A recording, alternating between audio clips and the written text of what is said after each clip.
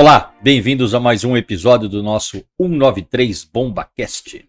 Podcast onde você fica sabendo sobre os bastidores do Corpo de Bombeiros, ouve histórias e histórias, e hoje com certeza, né, Martinho, estamos com um dia recheado de histórias. Mas antes de a gente falar sobre essas histórias, eu vou pedir para você não esquecer de inscrever-se no nosso canal, dê o like, acompanhe os nossos episódios todas as semanas.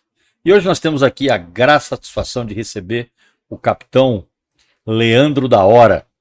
Capitão da Hora que eu conheço desde tenente, quando saiu do CBO, foi trabalhar no 3º GB, não lembro o ano da hora, acho que foi 2007, 2008. Fez o cursalmente em altura, saiu na capa da Veja São Paulo. Tem 3 caras no bombeiro que saíram, 4. É você, a Luciano, Kioshi e eu, acho. Parabéns, muito obrigado por ter aceitado o nosso convite. Ele vai contar um pouco pra gente aqui sobre as suas experiências profissionais no Corpo de Bombeiro, todas as ocorrências, todos os momentos importantes e o mais recente, muito importante, que foi a participação na Força Tarefa que esteve lá na Turquia no terremoto. Hoje nós vamos, depois coloca, Martinho, as fotos. Hoje nós tivemos aí também a alegria, né, de condecorá-lo, assim como todos que estiveram lá na Turquia, numa cerimônia na Assembleia Legislativa, onde a gente entregou a medalha da Fundabom. Da Hora, você é a estrela do show. Boa tarde.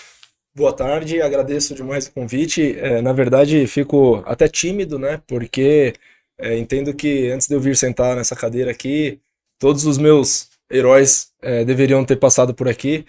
E nisso inclui meus primeiros comandantes, né? Referências na escola, referências no 3º GB, o então Capitão Pavão, meu primeiro comandante no Corpo de Bombeiros. E, enfim, estou aí à disposição para poder contar um pouco da minha breve história. Talvez seja breve para você, mas eu tenho certeza que ela é muito intensa. Obrigado. A gente sempre começa assim, Leandro. Conta pra gente um pouco de você. O que fez você entrar para a Polícia Militar e para o Corpo de Bombeiros?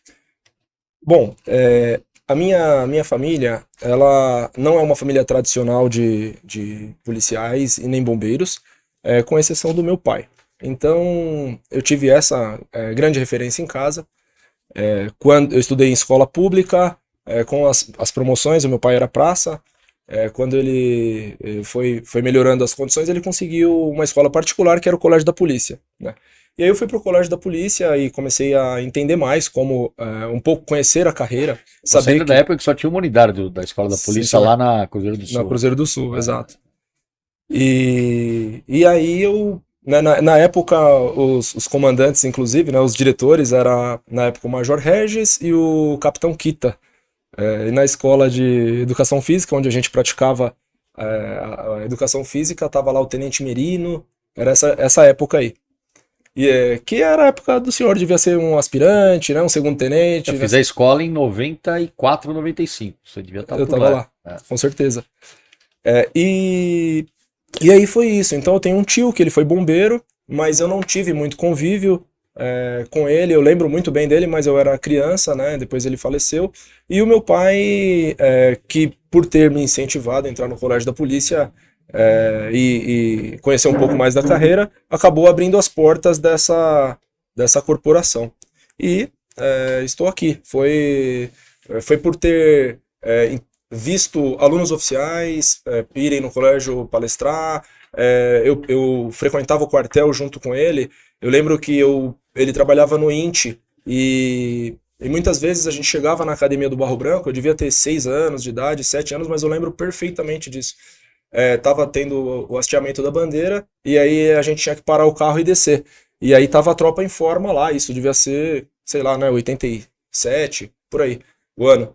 E ele falava pra mim, você vai estudar aqui.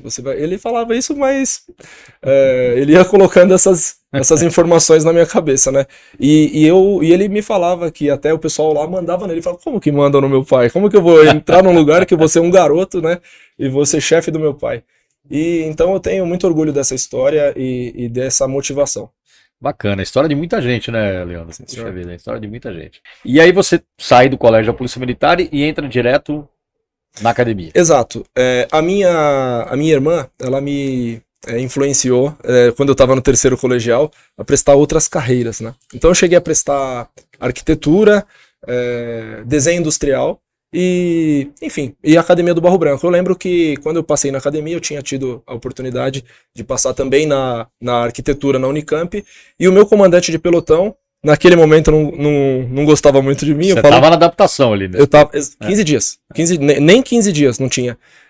E aí ele tinha mandado a gente escrever uma redação. Eu tava afiado, né? Fulvestre. Escrevi uma redação que ele era o personagem, e eu fui meio infeliz, porque eu era um civil ainda, né? Um moleque, um garoto, e aí eu tirei um sarro dele, e aquilo pra mim custou quase o ano inteiro de cadeia, né? E ele falou: olha, eu acho que você não é muito adaptado a esse meio, melhor você ir, saiu o resultado, melhor você ir fazer faculdade. E hoje ele é um amigão meu, assim, ele é o Coronel Bordini, né? E ele, ontem mesmo ele mandou mensagem pra mim. É engraçado como as coisas acontecem, né? E aí foi isso, né? Mais ou menos assim. Isso que ano foi? Que ano que você entrou na academia? Eu entrei no vestibular de 2000, eu sou aspirante de 2004, então isso 2001. 2001. Você vão 21 anos, né? 22. 22 anos. E passa rápido, hein, Leandrinho? Passa, comandante. É um negócio impressionante. Agora eu já, entre aspas, aí já tô na reta final, se parar pra pensar no volume, né? Eu tenho aí mais uns 9 anos de carreira. 2/3 da carreira. Sim, senhor. Então por isso que você não tem pouca experiência, como eu disse. Ô, Leandro, conta um pouco pra mim. Então você vai para Barro Branco, se forma em 2004, e quando você vem para o Bombeiro? Na minha época, nós tínhamos um interstício, não poderia vir direto, era meio que obrigatório para vir para o Bombeiro o tenente ter uma experiência, vir experiente. Eu não sei qual a motivação da época, porque isso muda sempre, né? Hoje em dia, por exemplo, é interessante que ele já vá novo, por vários motivos óbvios até.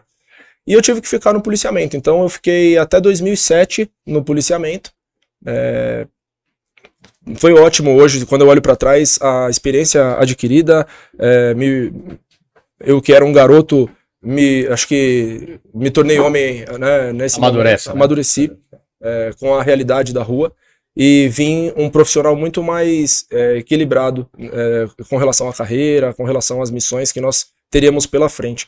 Então isso acabou sendo bom para mim, mas o meu objetivo sempre foi vir para o bombeiro. Mas era influência do tio aí que foi bombeiro, né? Não. Era mais um estilo de vida. Eu sempre gostei muito de praia, aprendi a surfar na adolescência, e eu via, ainda no colégio da polícia, a possibilidade de vir para o policiamento. Mas depois, na praia, eu via o trabalho dos guarda-vidas, e aí eu falei, poxa, eu vou poder... Lembra que eu era um adolescente, né? Claro. Vou poder surfar e vou poder trabalhar. Então... Só não sabia que é muito mais trabalhar do que surfar. Exatamente, não era tão simples assim. E eu vim pra cá com essa intenção. E aí durante o CBO eu tava namorando, precisariam de 2 vagas para os dois. Ela também não tinha interesse, a minha esposa hoje, né, a Cíntia. Ela não tinha interesse, e aí eu acabei mudando os planos e vim pro salvamento, vim pro incêndio e salvamento. Então a tua relação com a Cíntia é anterior ao CBO? Sim, senhor. Nós somos da mesma turma e nós éramos melhores amigos na academia. E aí, durante o aspirantado, nós fazíamos faculdade de Direito, e aí a gente começou a namorar lá. E como é que é ser um casal bombeiro? Uma história de amor. É uma história de amor quente, porque tem chama na história.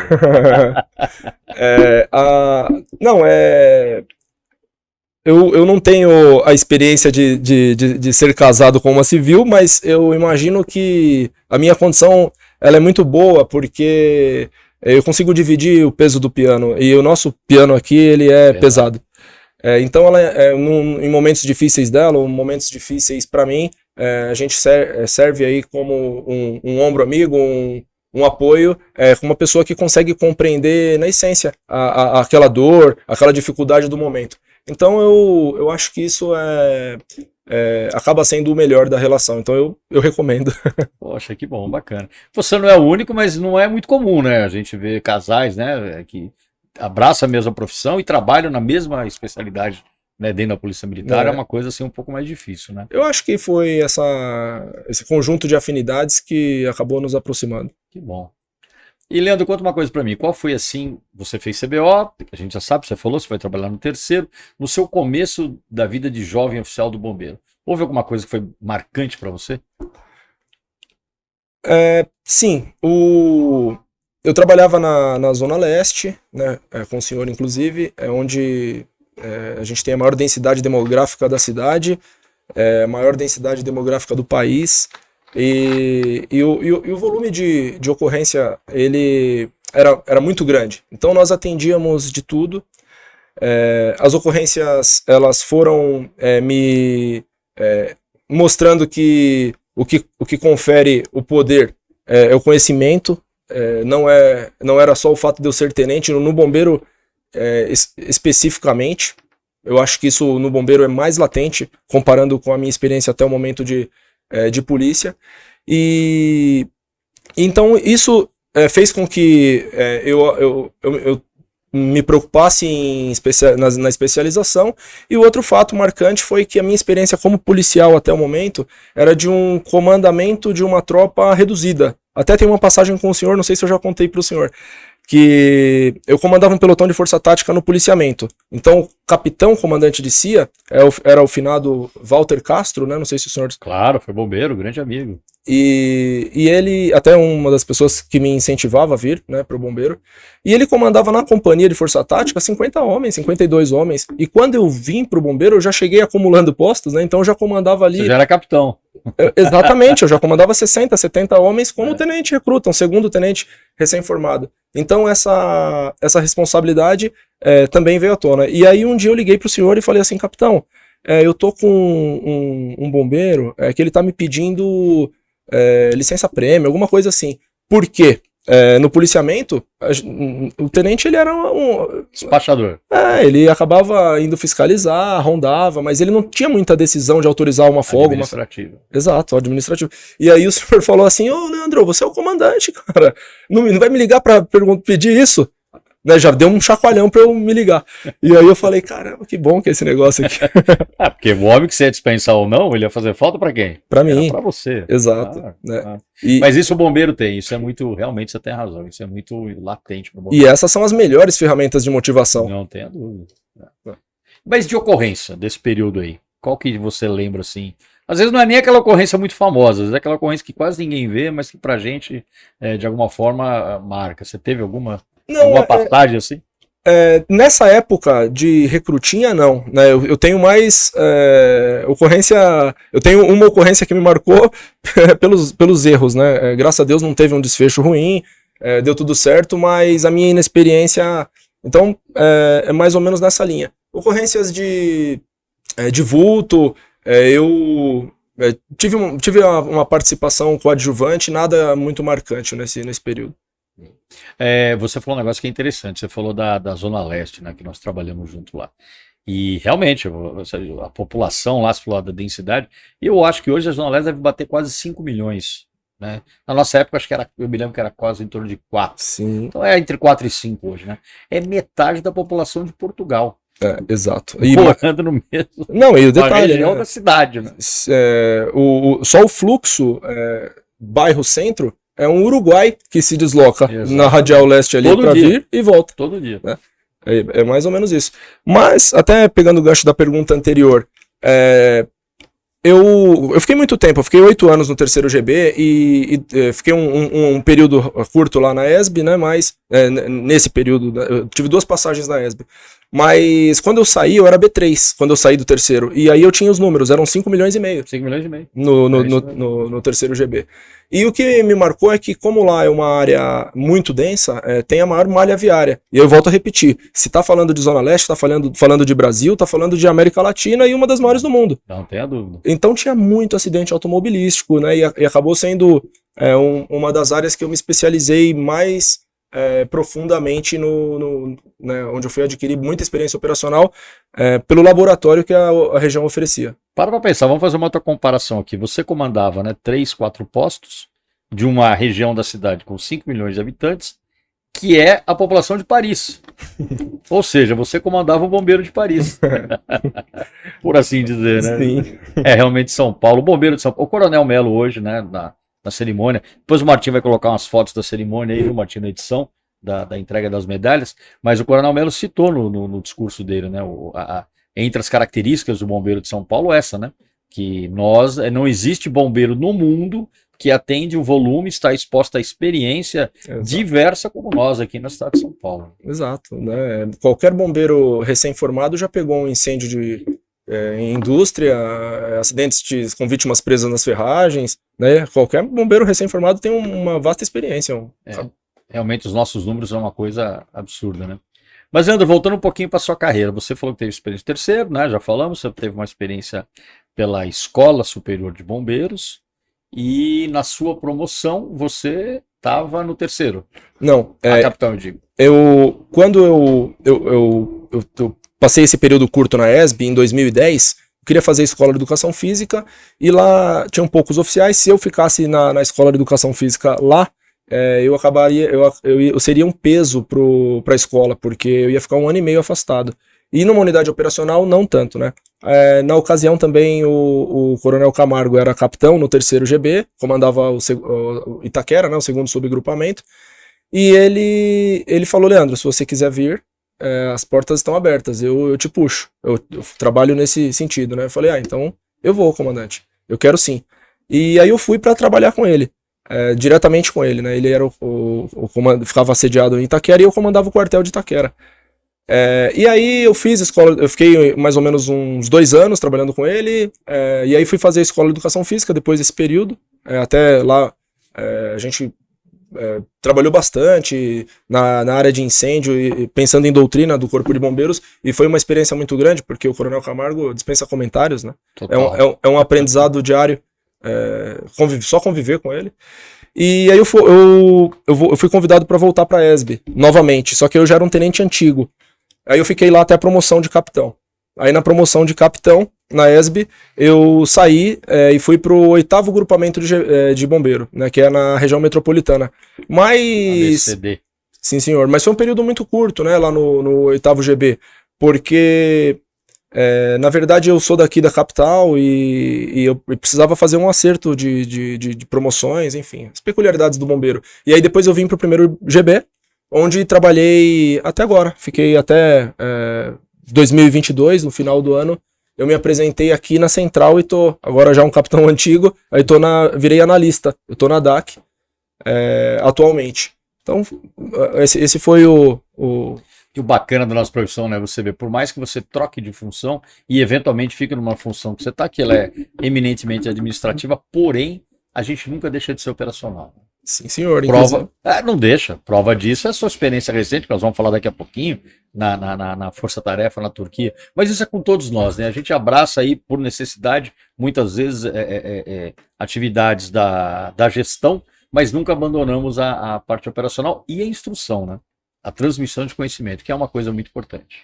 Exatamente. Na quinta-feira agora eu estou de serviço. Essa é uma vantagem que o bombeiro tem. Ele não permite que o seu tenente administrativo, o seu capitão e até o seu coronel se afaste. Ele fala assim: você vai pegar uma escala, você vai atender ocorrência, vai ser demandado, porque a tecnologia evolui, a sociedade muda e a gente precisa ter respostas mais assertivas para desenvolver a corporação. Então, isso eu vejo como uma grande fortaleza do Corpo de Bombeiros em relação a outras corporações, que a gente vai conversando e vendo que pensa de uma outra forma.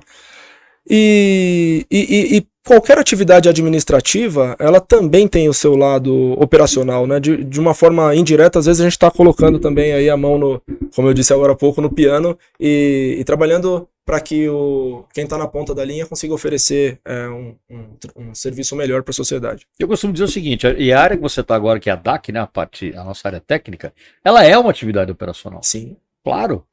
Pleno, porque a vistoria, a análise, né, a correção do método construtivo, dos projetos, ela evita os acidentes. Ou seja, ela evita que nós atendamos a ocorrência. Então, ela é uma atividade operacional.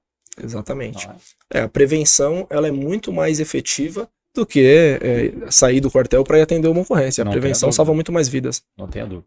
Deixa eu fazer uma pausa agora, Leandro, oferecer para você aqui o nosso cafezinho do Bomba Café, que é o nosso patrocinador do nosso BombaCast.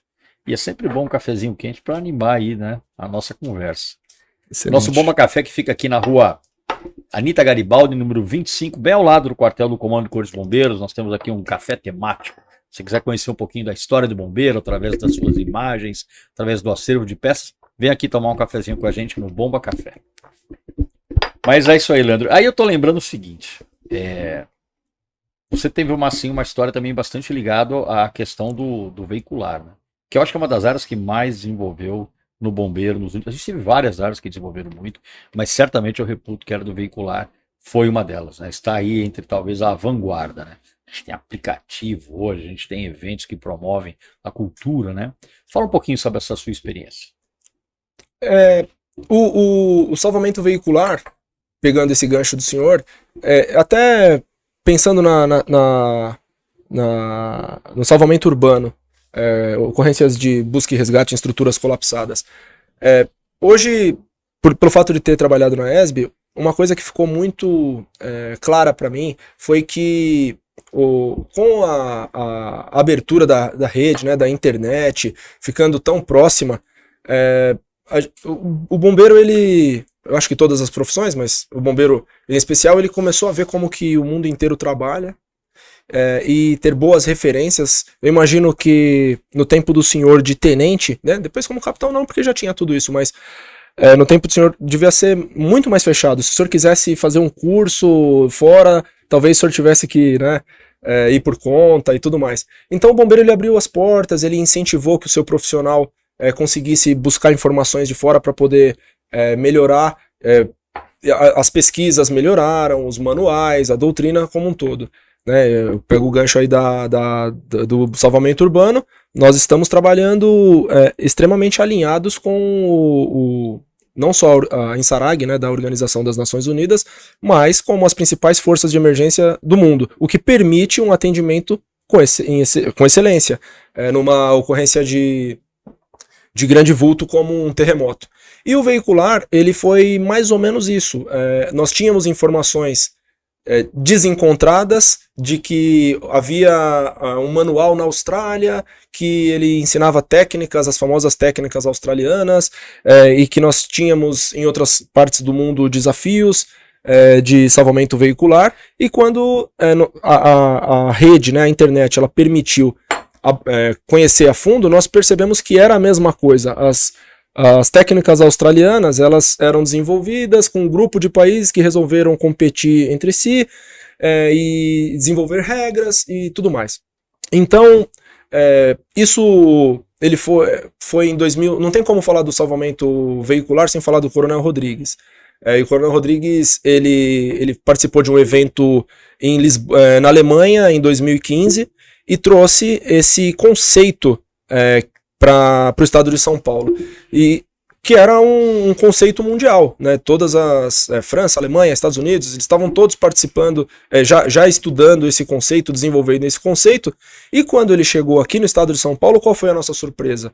Que nós já trabalhávamos da mesma forma, até mérito do então Capitão Camargo Júnior, que desenvolveu um programa chamado Resposta Operacional, que ele conjugava viaturas e trabalhava quase que espelhado com o resto do mundo. Então, eu não queria, mas na época o Coronel Rodrigues, ele meio que me escalou, né, para ser um comandante de equipe e participar de uma competição. E isso fez com que eu treinasse muito, conhecesse bastante essa doutrina internacional, conseguisse fazer as pequenas adaptações necessárias perto da doutrina que nós tínhamos aqui no país. E aí, pelo fato de já estarmos trabalhando, eu já ter aí muitos anos atendendo ocorrência, já tinha mais de 10 anos como tenente, pegando vítima em ferragem, isso foi um grande facilitador. E aí a nossa equipe, ela foi campeã paulista, aí fomos para o nacional, fomos campeões nacionais, e fomos, por ter sido campeão nacional, tivemos a vaga para o campeonato mundial. E quando a gente chegou no campeonato mundial, nós ganhamos também. Tem uma categoria que chama desenvolvimento, que ela é uma categoria que países que não têm grande experiência cometem entre si. E aí nós fomos e levantamos o caneco lá. E aí a nossa equipe aqui em São Paulo, ela começou a a trabalhar de uma forma mais séria. Aquilo foi como uma febre, porque o bombeiro, como o ser humano, mas o bombeiro em especial, ele é extremamente competitivo. Então veio essa onda de criar desafios estaduais, desafios nacionais, e aí a gente evoluiu muito. Uma coisa que me chamou a atenção foi de assistir os vídeos, sei lá, o Datena mostrando uma vítima presa nas ferragens, e eu tava em casa assistindo e eu vi a equipe arrancar o teto do carro e colocar a prancha dentro do carro. Eu falei, nossa, isso é muito diferente do que eu via há 1 ano atrás, 2 anos. Então, realmente o veicular ele deu um salto, porque tinham as pessoas, né, eu acho que na época o próprio comandante do bombeiro era o Coronel Armani, e ele incentivou bastante essa prática, assim como a linha sucessória, como é o bombeiro até hoje. Você falou de salto, né? Mas existem momentos em que a coisa acelera mais rápido, né? Mas aí você tá fazendo eu lembrar de umas coisas aqui. Primeiro que participou de um chamava-se Carbuster. Foi em 1997 na África do Sul. A equipe era Tenente Lago, Tenente Pavão, Cabo Viviane e o cabo que era da manutenção, que eu não vou lembrar o nome dele agora, mas um que era karateca. Na verdade, nós não fomos para competir, nós todos éramos atletas, na época triatlo, e nós chegamos lá, na África do Sul, isso em 98, a gente viu que tinha a prova, e a gente se inscreveu na hora. E foi um negócio engraçadíssimo, porque tinha duas, não sei como é que é hoje, mas na época você tinha lá o cenário, era um podendo usar ferramentas hidráulicas e outro sem usar ferramenta hidráulica. No uso a gente já tinha Lucas naquela época. O senhor lembrou? Aqui, 98. 98? Possivelmente. Em Durban, na África do Sul. Então tinha esses dois cenários. Você participava de um com o cenário usando equipamento hidráulico, a outra você só podia usar mecânico. E na hora de usar o mecânico, a gente aqui era bem bruto, né? Então tinha lá o cenário, tinha um carro lá de lado e tinha um outro carro no cenário. E esse carro não estava influenciando diretamente o atendimento. Eles né? empurraram. Arrancamos no braço. A gente ouviu o ginásio fazer Foi assim um negócio, os caras regalaram uns olhos desse tamanho, então foi, assim, enfim, foi uma experiência. Mas você vê, a gente está falando de 98 a internet estava engatinhando. Hoje a velocidade da informação é um negócio absurdo, né? Então alguns conceitos que eu acho que já são até mais antigos, e eu sempre falo isso, né? Precisa de maturidade, precisa de massa crítica, que é uma palavra que eu não gosto muito, a expressão, mas no fundo é isso, né? Roubada da física, né? Mas você tem que ter o cenário ideal, como você disse, as pessoas ideais, as condições ideais para que alguma coisa aconteça. E olha que bom que aconteceu numa geração de pessoas tão inspiradas como você aí. Que isso, mano. Eu estudei muito com as fitas do Carbuster. Eu via... Se você procurar no acervo aqui, tem uma fita do Carbuster que eu fiz a dublagem. Deve ter aí algum lugar no gabinete aí, porque isso é uma coisa muito antiga, né, dessa época aí.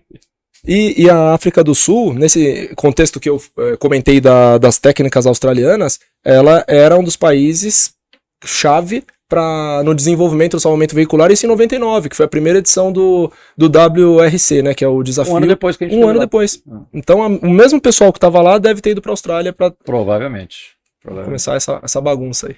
Bacana. Mas não é só de veicular a sua experiência. Falamos bastante de veicular e eu quero abordar agora o assunto, que é o assunto quente, né? Desse momento nós já entrevistamos o Coronel Camargo, né? Que foi o comandante da Força Tarefa lá na Turquia. E você fez parte desse time. Eu brinquei com o Camargo que o pessoal às vezes fala de, como é que é, de vergonha alheia, né? Eu falei, eu tô com uma tremenda orgulho alheio da sua experiência, como eu digo a mesma coisa para você.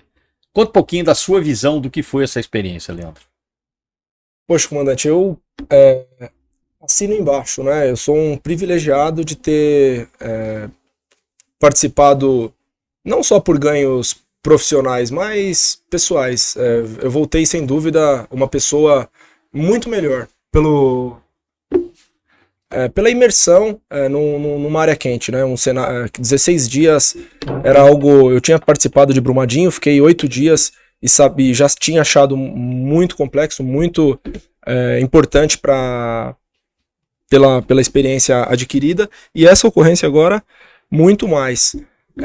Pensando na história até chegar nessa ocorrência em si, a gente aqui no terceiro GB, o senhor lembra, tinha muito colapso, né? Não sei se eu acho que o senhor não estava mais. Teve um acidente no Armarinhos Torra-Torra, né? Caiu o prédio. Tava lá. Não era mais o comandante treino do primeiro, mas o time na ocorrência. Ah, sim, é verdade. E então foram 9 vítimas fatais, mas ao todo 29 vítimas. Era uma ocorrência que eu era o oficial de área. E também comecei nas primeiras edições de curso de BREC, né, do curso de BREC que foram feitas lá, desses cursos que foram feitos na ESB. Em 2010 eu participei de um BREC intermediário. O pessoal tinha chegado aí da Nicarágua, do Peru, com esse conhecimento, e eles montaram um curso e eu fui voluntário e me apaixonei pela sistemática, porque quem atende uma ocorrência de colapso estrutural atende qualquer grande emergência pela visão de gerenciamento que tem. E dali para frente acabei também aprofundando, coordenei muitos cursos de BREC nas unidades que eu passei, na ESB, e isso me fazia cada vez mais sonhar em atender uma grande emergência, né? Um sonho que foi realizado. E o interessante, né, que é ir respondendo de forma objetiva a pergunta do senhor. Primeira coisa que eu via a cada momento lá na Turquia, tudo aquilo que a gente ensinava no curso, que de certa forma, isso me incomoda bastante quando a gente está falando sobre um conceito, mas a gente nunca vivenciou. Então, por exemplo, vamos fazer a avaliação de uma área muito grande, de uma cidade inteira. As nossas ocorrências eram ocorrências num prédio, né? 2, 3 no máximo, mas a gente não faz uma avaliação de uma cidade inteira, não passa em 10 locais no mesmo dia. E a gente tinha que passar as técnicas para os alunos, e os alunos, eles ficavam, de certa forma, também falando, isso é uma utopia, será que um dia nós vamos ter um problema como esse? Né? Será que... Então foi uma realização, porque tudo aquilo que a gente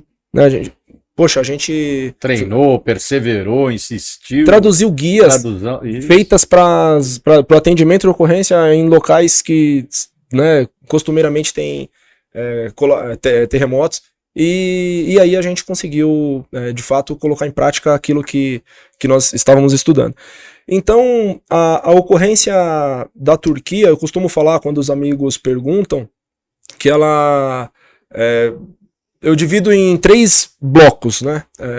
O primeiro bloco é o bloco que fala sobre a dificuldade da nossa... É quase que uma sobrevivência mesmo, num cenário inóspito, né? Totalmente fora do que a gente está acostumado. O outro bloco... Começar pela temperatura, né? Exatamente. O outro bloco é o terremoto que a gente passou lá, e o terceiro, a questão do convívio com os turcos, porque isso também trouxe muita informação. Então, o primeiro bloco, ele fala que, né, assim, quando a gente saiu daqui, Nós estamos passando de imagem aqui quando você fala, viu, Leandro?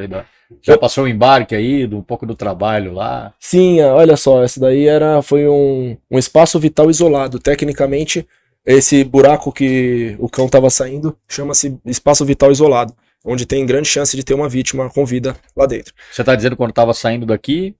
Então, quando nós estávamos ainda, né, na fase de planejamento, o Coronel Camargo reuniu na sala dele e falou, olha, nós temos a possibilidade.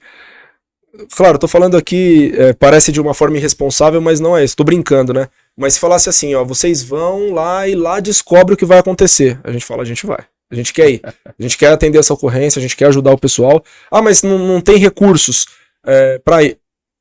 A gente quer. Mas tínhamos, né? Estávamos prontos, tínhamos condições de ir com autonomia de trabalho, sem precisar ser... É o princípio básico, né, Leandro? Exato, sem precisar ser um peso para aquele país já sofrido. E então, quando a gente chegou, a nossa barraca, nós tínhamos uma barraca, mas ela era a melhor barraca?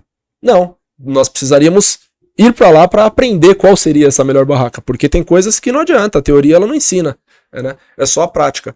Então, acho que por Deus, a primeira noite a gente não dormiu, eu acredito que isso que nos salvou, porque a temperatura estava muito fria, a sensação térmica aí de -8, -9 graus, talvez até menos, e nós ficamos montando a barraca, tivemos alguns deslocamentos, porque algumas intercorrências aconteceram e nós precisamos avaliar mais de um ponto para fazer o acampamento, enfim. Quando nós decidimos o ponto que nós iríamos ficar, que foi uma decisão muito sábia, né? Quem bateu o martelo foi o Coronel Camargo, porque era o local mais adequado realmente para nossa tropa e para que nós tivéssemos sucesso nos próximos dias. Nós terminamos de montar o acampamento, estava amanhecendo, estava muito frio, mas o que aconteceu dali para frente? Nas próximas horas, a temperatura foi voltando a zero, -2, 3. Foi esquentando. Foi esquentando. Foi esquentando. Era muito diferente. Ou melhor, foi ficando menos frio. Menos frio. E aí a gente conseguiu dormir, a gente já estava muitas horas no ar, porque estava desde o Brasil, né? E aí a gente dormiu e dali a umas 2, 3 horas a gente queria já estar pronto para poder atuar. E foi dito e feito, né? Então, por que eu toquei nesse assunto? Porque a próxima noite, ela foi uma noite que nós não sabíamos disso e aí foi muito frio. Eu lembro que eu conversei com o Coronel Camargo, a nossa barraca estava próxima e eu perguntei para ele, e aí, Coronel, o senhor tremeu a noite inteira que nem eu? Ele falou, cara, tremi pra caramba. Aí a gente vai aprendendo, né? Pega lá, nós esquentávamos a comida numa grande panela com água quente, e colocava as rações na água. As rações liofilizadas. Exatamente, do exército. E aí essa água, ela tava lá, mais de 100 graus. Então a gente pegava uma garrafinha, enchia de água, colocava no vão das pernas, dentro do saco de dormir. Poxa, aquilo lá já esquentava pra caramba. Então, assim, bom, é uma informação que a gente já passa pra frente. Aí vinha o outro e falava assim, a meia de vocês estava molhada? Tava. Por quê? Porque a gente pensa que não, mas o pé tá transpirando. Transpirando, lógico. E aí tinha que tirar a meia, colocar uma meia seca. Quando eu fiz isso, eu lembro perfeitamente. Eu dormi a melhor noite de sono lá até o momento. Até o momento. E então essa sobrevivência, essa superação, né, o banho, eu lembro que tinham alguns banheiros químicos e tinha uma estrutura próxima da primeira cidade que nós ficamos, né, que foi Kahramanmaraş, que tinha uma estrutura que tinha um chuveiro lá. E aí ficava uma fila para tomar banho, e eu lembro que tava a polícia turca tomando banho, e os caras estavam sentindo muito frio. Eu falei, meu Deus do céu, a polícia turca tá gemendo de frio aqui dentro, né? Aí trocava aí o outro, e a gente ficava escutando o barulho Nossa, foi assustador. E de fato, né, o banho era frio, e a gente via que se não se cuidasse nos detalhes, não podia ficar muito exposto, ia adoecer, não ia conseguir. Então, esse autocuidado, esse amadurecimento também para essa situação, ela foi de grande valia. Você fez eu lembrar de uma história que eu vou contar aqui. Você falou do Peru, da Nicarágua. Eu fui da primeira turma que fui pro Peru, né? E o curso de break foi em Arequipa, que é uma cidade que está a quase 3.000 metros de altitude, né? Nós ficamos lá numa estrutura que era o centro olímpico lá deles, né? Uma estrutura muito simples. E o banho era gelado. Então a gente acordava de manhã, 6 horas da manhã, a temperatura estava uns menos alguma coisa e o chuveiro era gelado. Eu pulei o banho 2 dias. No terceiro, falei, não vai ter jeito. Aí que eu fiz? Eu fui dar uma corrida. Falei, bom, vou dar uma corrida, esquenta e eu tomo banho, né? Só que é o seguinte, estava a 3.000 metros, né? E na época eu estava bem condicionado. Eu dei a segunda volta no campo, 50 metros de língua para fora. Não teve jeito, tomei banho gelado, frio.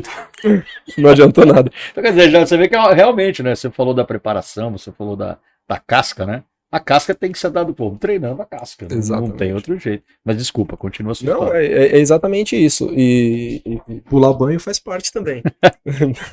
A gente pulava lá 3 dias de banho. Mas, por incrível que pareça, a situação fria, ela não era tão anti-higiênica. A gente tomava banho de forma preventiva, mas não era algo normal. Não era... Mas vocês superaram muito bem. O Coronel Camargo mostrou algumas imagens, né? de como vocês montaram lá a estrutura, né? As duas, né? Chegou um momento que eu falei, caramba, já tá quase um hotel, dentro das condições, evidentemente, do cenário, né? Sim. Você tá quase um hotel 5 estrelas. Né? A gente sabe que não é bem assim, mas eu digo assim, foi o empenho que vocês tiveram, né? De melhorar as condições ali. Né? Sim, foi facilitando, né? A toalha, quando a gente tomava banho, a barraca tinha uma tela para mosquito e eu pendurava minha toalha ali. Quando eu acordava de manhã, que eu ia pegar a toalha para guardar na mala, ela tava dura.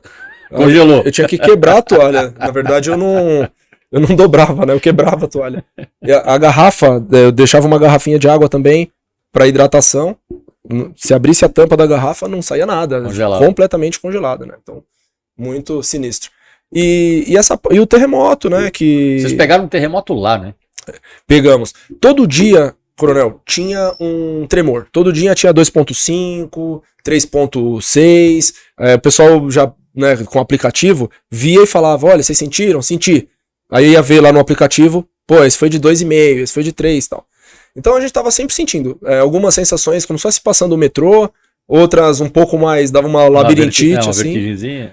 E essa de 6.4 que foi muito agressiva, porque eu não tinha noção, por isso que eu considero esse um ponto alto da experiência. Quando nós atendemos ocorrência, né, e os senhores vão lembrar disso, a gente sempre durante o atendimento, pelo menos eu sou assim, eu fico tentando imaginar, por exemplo, tem uma vítima desaparecida que ela possivelmente pegou a rota de fuga, ela foi para a escada do prédio onde ela estava. Poxa, então vamos achar essa escada. Então a gente vai montando na nossa cabeça ali no atendimento um cenário para poder ser mais objetivo, ser mais certeiro, né? Assertivo. E lá a ocorrência aconteceu na madrugada, então a gente sabia que as vítimas poderiam estar próximas da cama. E esse terremoto em si, né, quando aconteceu o terremoto que realmente foi danoso para a cidade, que foi de 7.8, que aconteceu de madrugada e ele teve uma duração bem longa, como ele durou 90 segundos, eu fiquei a primeira semana atendendo a ocorrência imaginando que algumas pessoas levantaram da cama e foram para a escada. Deu tempo. Né? Mas quando eu passei por esse terremoto de 6.4, é instantâneo. A impressão, essa foi a minha percepção. O prédio cai, ou ele não vai cair, ou ele cai na hora. Cai na hora. Não dá tempo nem de fica sentar na cama mesmo. Não dá, fica lá. Que aprendizado, hein? Pois é, comandante. Isso foi um ponto alto aí nessa questão de amadurecimento. E todo bombeiro, né, que aí é a terceira parte importante para mim dessa ocorrência, ele tem, até a doutrina, né, as guias da Insarag, elas falam que não é recomendável que o bombeiro fique muito tempo atendendo a ocorrência, é importante a rendição, né, eles dão lá um período de 7 dias, só que numa situação dessa não tem como fazer, né, nós temos que... Ficar o dobro, né? E as outras equipes também, quanto mais nós pudermos ajudar as equipes locais e a população local, melhor. E aquilo vai...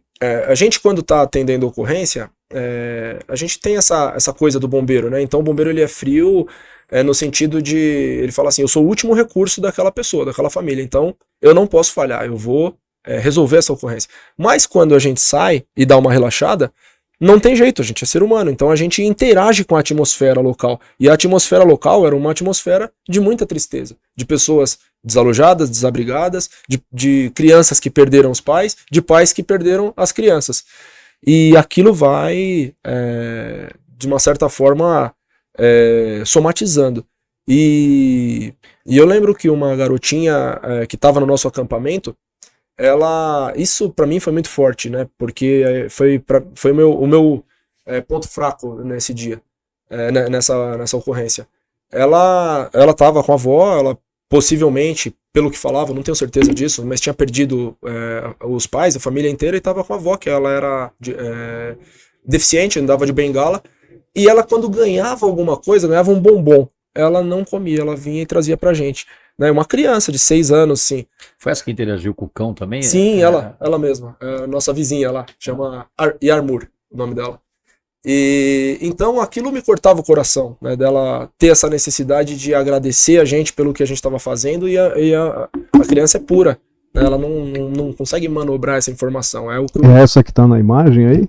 Exatamente. Né, com o cão aí, ó. Ela Pô, aí. legal, hein, Martinho? Bacana. É ela mesmo. Yarmur. Não? Yarmur. E essa era a casa dela, né? Que é uma barraca a Safad é a defesa civil turca. Então, aquelas sacolinhas ali na frente são as coisinhas dela, da família dela, né? E aí o Clovis, que é o guia dessa cadela, é muito, né, um cara muito bacana, ele dava esse apoio psicológico, vamos dizer assim, né? Para ela poder dispersar um pouquinho e aliviar a dor. E era muito bacana. Ela se apaixonou pela cadela e a cadela também se apaixonou por ela. Mas foi essa parte da... Eu até coloquei... Deve ter umas fotos aí, Coronel, sobre... Tem um estádio de futebol que era... Passou aí, Martinho? Que é um acampamento, não sei se o senhor vai achar fácil, mas ele é um acampamento que ele tem 2.500 barracas, como essa daí, e muitas famílias alojadas ali. Uma curiosidade é que, assim, a população turca, ela tem os parentes lá, né? Então, eles são desalojados, eles vão para casa dos parentes, mas eles não são desabrigados. Então, eu tenho parente na Capadócia, em Istambul, eles vão. Eles foram para casa, o Coronel Camargo contou essa história. Mas a população síria, que era divisa... ficava lá. Ela ficava, porque não tinham dinheiro. Eles estavam desabrigados. Então, até numa cidade próxima... Isso, é lá mesmo. Numa cidade próxima do epicentro, eles nem turco falavam só árabe, né? Vocês tinham lá o intérprete do turco e do árabe, né? Nas duas situações.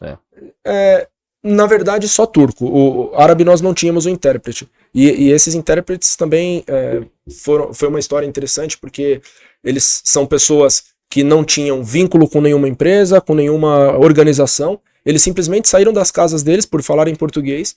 Né? Um deles já... Voluntário. Ficou esperando a gente no aeroporto, quando falaram que ia ter lá uma equipe brasileira, ele ficou esperando. Aí ele chegou, se apresentou. E eles estavam lá para o que deve tanto é que eles foram com a gente, mudaram de cidade, e eles estavam nas nossas condições, dormindo nas nossas barracas, comendo da nossa comida. Eles ficaram esses 16 dias aí conosco, passando as mesmas dificuldades, e isso foi, né, essa interação, a gente aprendeu muito da cultura deles, foi uma amizade muito forte. Coisa. Essa turma que tá aí nessa imagem?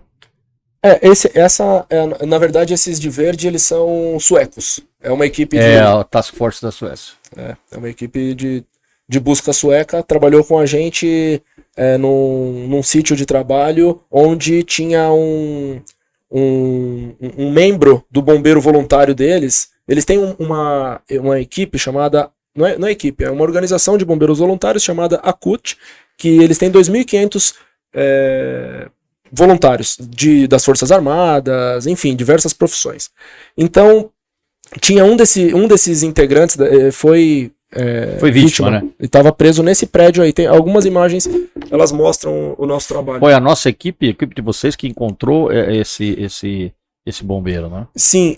O que acontece lá, Coronel? Isso é normal e deve ser assim mesmo.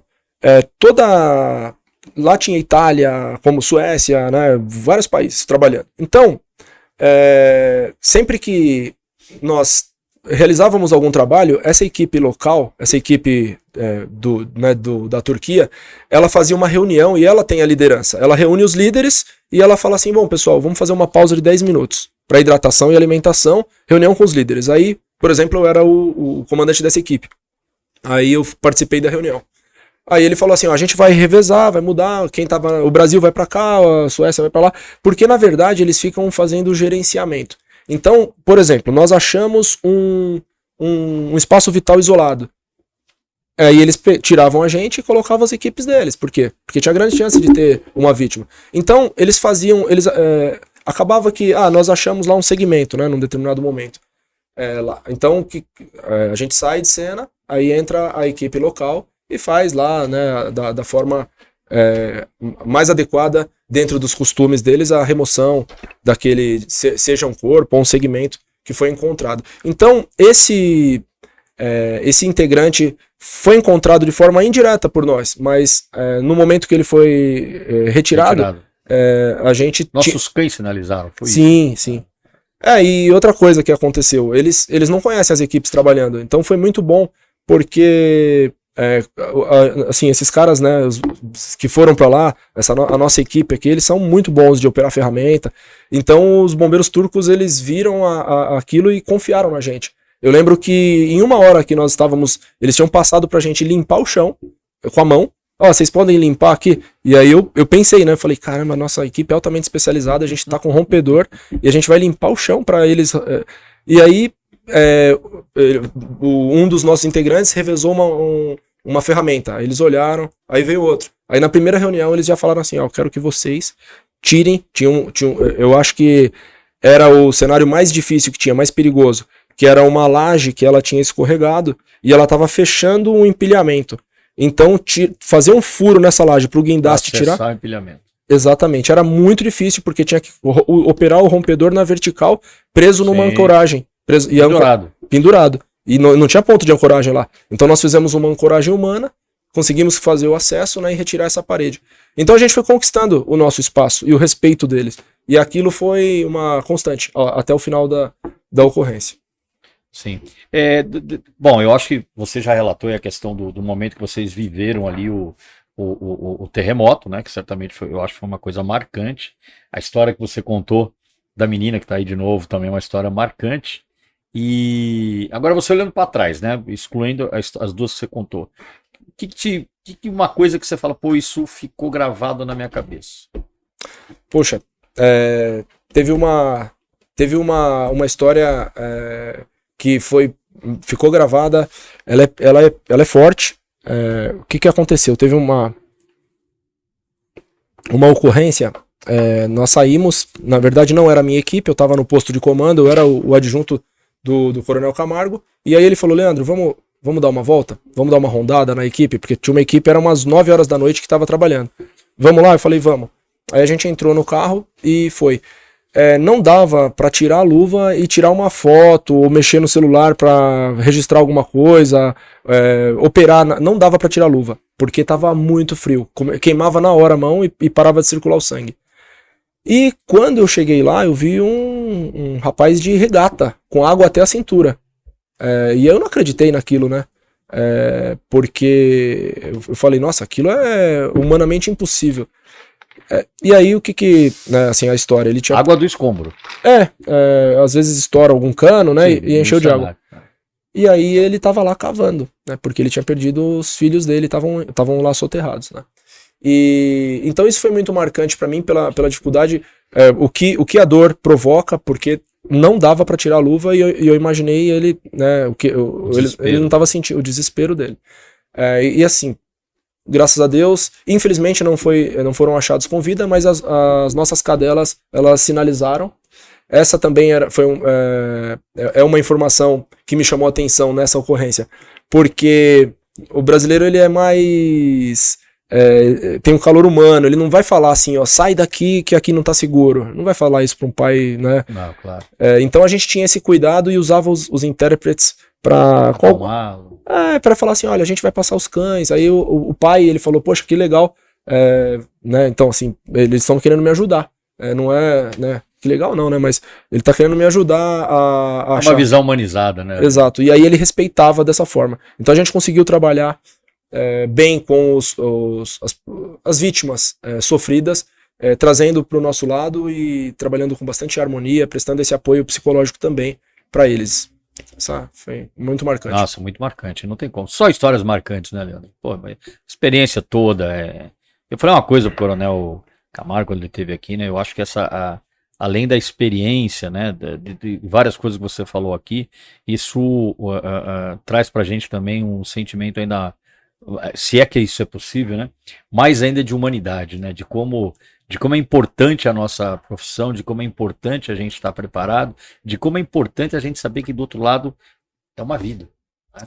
A gente teve um comandante, eu não sei se você lembra disso, chegou a pegar o Coronel Repúlio. Sim, senhor. Ele tinha uma frase que eu achava muito forte, que eu acho que está muito a ver com o que você está falando.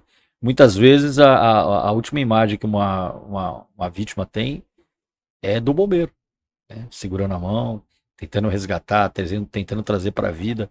Muitas vezes consegue, muitas vezes não. Então essas experiências eu acho que projeta, na minha opinião, eu acho, não sei se você concorda, cada vez mais a importância da humanidade do nosso trabalho. Sim. esse Armarinhos Torra-Torra, nós passamos por essa experiência, né? Até o Correia estava comentando comigo, o capitão Correia era tenente na época, que ele estava conversando com a vítima no momento que ela não aguentou mais. Lá na Turquia, as primeiras horas elas têm um volume de vítimas com vida muito maior do que nas próximas 24, 48 horas. Vai ficando mais difícil. Então a gente não conseguiu ter tanto sucesso na operação em termos de resgate de vidas, mas num contexto geral nós fomos muito felizes na medida que de forma indireta prestamos esse apoio para as equipes poderem enterrar seus filhos. Puxa, isso é fantástico. E mais que isso, né? Vocês levaram esperança. Sim. E a esperança não é só... Claro, a esperança é da vida, mas também a esperança nas pessoas, né? Como eu disse, na humanidade, o sentido de humanidade, né? Puxa, o cara que saiu lá do outro lado do mundo, ele vem aqui para me ajudar. Exato, em dias de crises políticas, de polarização, isso é segundo plano quando nós estamos vivendo uma situação dessa. Isso não é levado em consideração. Nós tínhamos reuniões no posto de comando.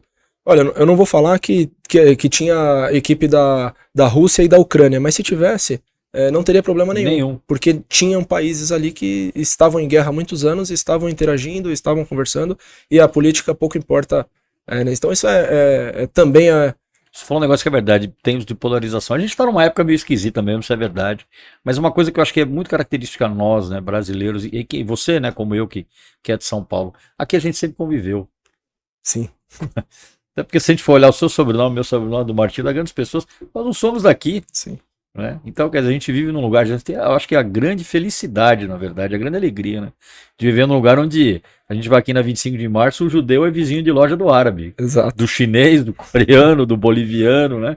Então a gente é muito, eu acho que isso é uma força, né, que a gente tem intrínseca, né, que permite esse tipo de coisa, né? Sem dúvida, é um carisma. E eles sentiam isso, eles faziam questão, a gente às vezes andando com outras equipes, né, nos deslocamentos, e eles viam o Brasil, aí queriam conversar com a gente. Pois é. Eu acho que a gente transmite isso, viu? Eu acho que sim. Apesar de toda a dificuldade, apesar de todas as coisas esquisitas que uma vez ou outra acontecem, os momentos que a gente está vivendo, como eu já disse, mas isso eu acho que ainda continua, graças a Deus, uma característica nossa que os outros enxergam. Eu queria que você falasse um pouquinho, Leandro, já fixado na imagem aqui, o trabalho da nossa equipe, que você já relatou de forma brilhante, a acomodação, a forma de trabalho, a dedicação, sensacional. Mas assim, eu queria que você colocasse um pouco agora algum comentário sobre a importância dos cães nesse trabalho que foi feito lá na Turquia e toda vez que a gente precisa de um cão nesse tipo de ocorrência. Sim. Tem um coronel que é contemporâneo do senhor, mas eu acho que ele é 93-2, é o Coronel Rodrigo, né? Rodrigo Tadeu de Araújo. Ele mesmo.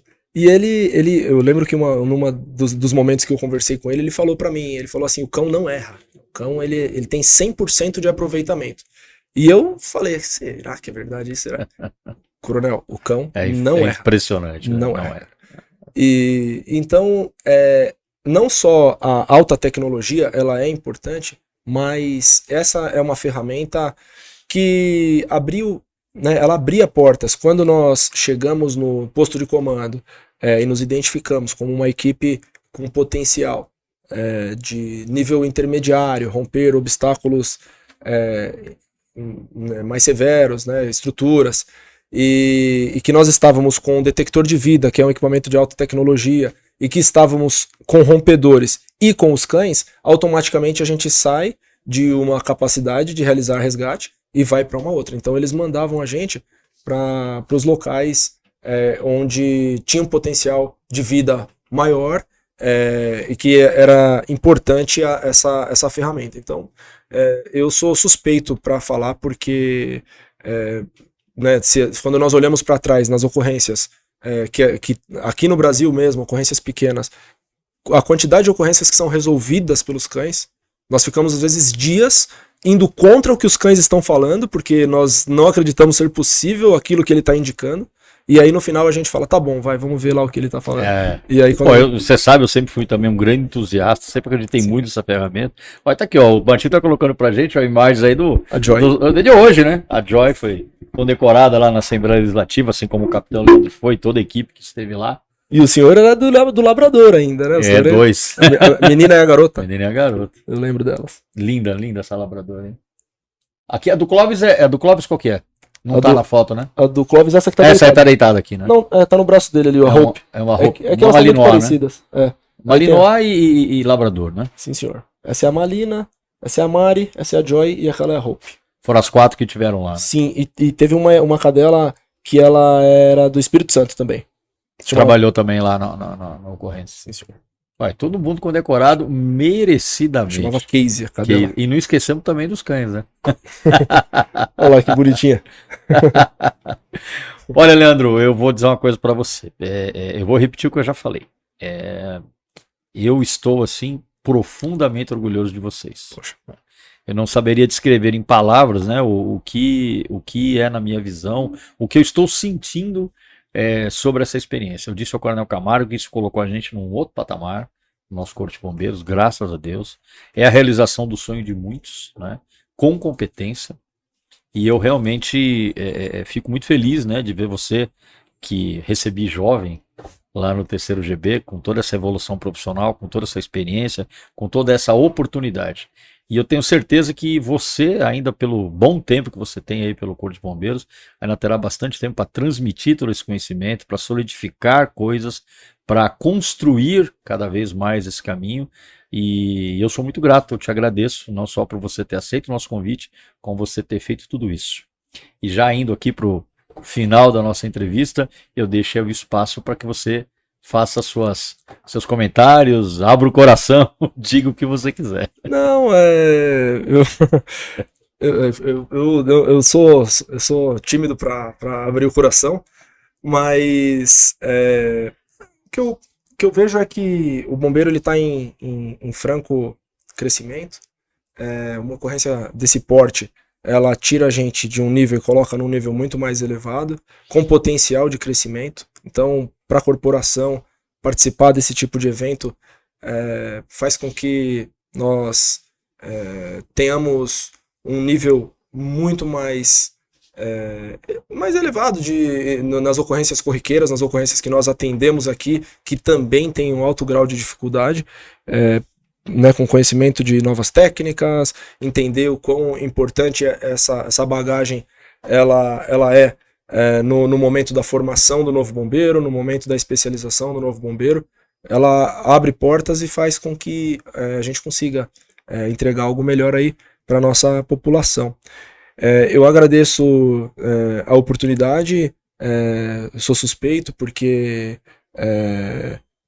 o senhor acabou de falar, faz parte, né, da minha formação.